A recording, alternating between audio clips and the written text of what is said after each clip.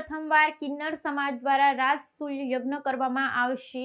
દેશના ઇતિહાસમાં પહેલીવાર કિન્નર સમાજ વડાપ્રધાન નરેન્દ્ર મોદીના દીર્ઘાયુષ્ય, વિશ્વ શાંતિ, અખંડ ભારત અને રાષ્ટ્રની સમૃદ્ધિ માટે ભવ્ય રાજસૂય યજ્ઞનું આયોજન કરવા જઈ રહ્યો છે। આ ઐતિહાસિક યજ્ઞ પુનઃ સંસ્કાર ફાઉન્ડેશનના બેનર હેઠળ આ યજ્ઞ 26 ઓક્ટોબરથી શરૂ થઈ 1.5 મહિના સુધી ચાલશે। આ કાર્યક્રમ શહેરના નિકોલ વિસ્તારમાં આવેલ ખોડલધામ ખાતે કરવામાં આવશે, જ્યાં તાજેતરમાં જ વડાપ્રધાનની સભા યોજાઈ હતી। 17મી તારીખે અમદાવાદના MA ખાતે બ્રાહ્મણો દ્વારા પૂજન પાઠ થયું અને કિન્નર સ્ત્રી પુરુષ પ્રતિનિધિઓએ સંકલ્પ લીધા।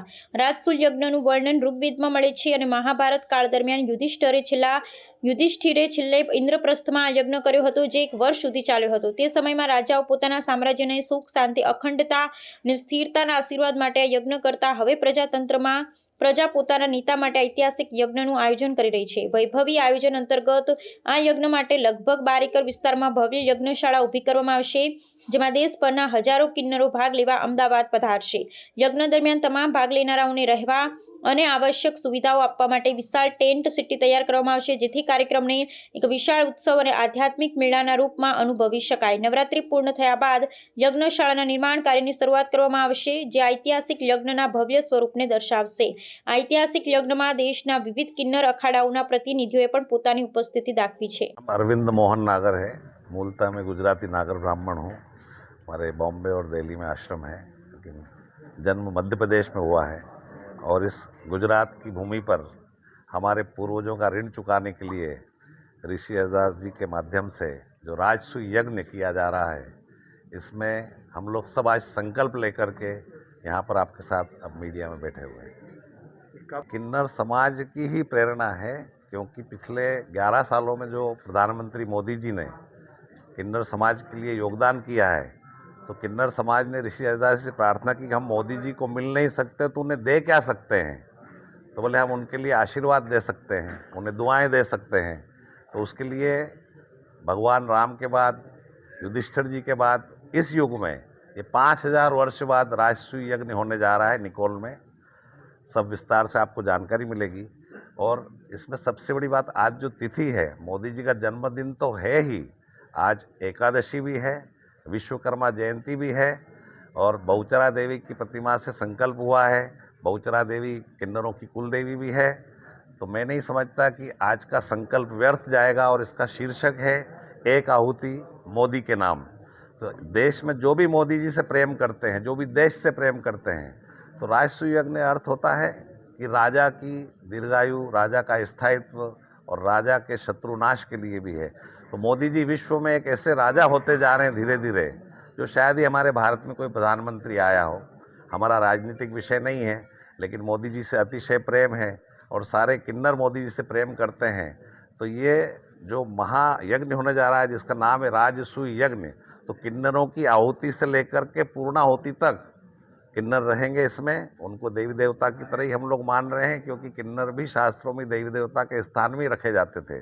तो उनके द्वारा ही इस यज्ञ का आरंभ है, उनके द्वारा इस यज्ञ की पूर्णाहुति है। और सबकी इच्छा भी है कि मोदी जी के जन्मदिन पर सब लोग आह्वान कर रहे हैं कि पूर्णाहुति तक मोदी जी भी इस कार्यक्रम में भाग लेंगे। महाकाल, मेरा नाम साध्वी सौम्या सखी दीदी माँ है। मैं रायपुर छत्तीसगढ़ से हूँ। क्या उद्देश्य तो केवल यही है, जो आज संस्कार फाउंडेशन की तरफ से जो ये बीड़ा उठाया गया है, अजय ऋषिदास जी हैं, उनके तत्वाधान में, और अरविंद गुरु जी हैं, उनके नेतृत्व में ये कार्यक्रम किया जा रहा है, जिसमें मोदी विश्व एकता राजसूय यज्ञ के नाम से हमने ये यज्ञ प्रारंभ करने का निश्चय किया है। और इस यज्ञ में केवल इसलिए हुआ करता था पहले कि एक छत्रपति जो राष्ट्र है, राजा है, वो अपनी प्रजा की सुख समृद्धि के लिए और अपने जनता की सुख समृद्धि के लिए ये यज्ञ किया करते थे, राजसूय यज्ञ। और उनको एक छत्र राज स्थापित करने के लिए किया जाता था। जिस प्रकार पहले राजतंत्र चलता था, आज प्रजातंत्र है। राजा का कर्तव्य प्रजाओं के लिए हमेशा से बना रहा है, हमेशा से उनका दायित्व रहा है। उसी प्रकार आज प्रजा का दायित्व था कि एक ऐसे राजा के लिए जो कि हमारे समाज में नेतृत्व करता है, उनके लिए, उनकी सुख समृद्धि के लिए, उनकी दीर्घायु के लिए आज मोदी जी के 75वें जन्म दिवस पर हम सभी किन्नर समाज के जो हमारी बहनें यहाँ उपस्थित हैं और जो नहीं भी हैं, उनके द्वारा प्रतीकात्मक रूप से यहाँ पर मौजूद है, वो उनकी ही माध्यम से हम ये यज्ञ को सुचारू रूप से संचालित कर रहे हैं। शास्त्रों में वर्णित है कि हर यज्ञ का कुछ न कुछ परिणाम सभी को प्राप्त होता है। उसी प्रकार आज ये यज्ञ है जो हम इसी कामना के साथ में आज मोदी जी के दीर्घायु के लिए और उनके जो संकल्प है एक भारत को एक विश्व गुरु बनाने का, और उनके द्वारा हमारा भारत है वो पूरे विश्व में जाना जा रहा है। आज पहले भारत की स्थिति ऐसी थी कि आपने सभी ने देखा है, किंतु आज हमारा भारत है विश्व गुरु बन चुका है। और मोदी जी के दीर्घायु की कामना हम इसीलिए करते हैं क्योंकि पहले जब समय था तो 100 वर्ष की आयु एक ली गई थी कि व्यक्तियों की आयु 100 वर्ष की होनी चाहिए, किंतु आज समय के साथ साथ आयु घट चुकी है तो 60 वर्ष कर दिया गया है। पर आज मोदी जी का 75वां जन्म दिवस हम यहाँ पर सब मना रहे भी हैं, तो इसलिए हम करते हैं कि वो दीर्घ आयु प्राप्त करें और हमारे भारत को एक ऐसा मुकाम दिलाएं जिससे कि हमारी किन्नर समाज की बहनों के लिए जो भी उन्होंने आज तक किया हुआ है 11 वर्षों में 2014 से लेकर के आज तक जो भी उन्होंने हमारे लिए जो योजनाएं संचालित की, जो हमें लाभ दिलाया, उस लाभ को हमारी सभी बहनें उसका लाभ भी उठा पाएं और आने वाले समय में केवल नारी और पुरुष ही नहीं, हमारे किन्नर समाज तक भी ये संदेश पहुंचता रहे।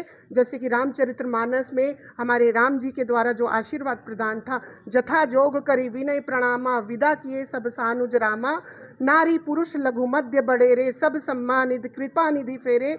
उस समय शायद भगवान रामचंद्र जी का ये भूला हुआ पल जो केवल यही था कि हमारे किन्नर समाज की बहनों के लिए उनका आशीर्वाद ही था जो आज तक हमें प्राप्त हुआ। हमारी बड़ी बुजुर्ग जो माइयाँ हैं वो इन्हीं का फल है, इन्हीं का आशीर्वाद था जो आज सदियों तक चला आ रहा है। और हमें जो देवता तुल्य माना गया था, आज हम उसी देवता तुल्य होते हुए इस संकल्प को पूर्ण करने जा रही हैं।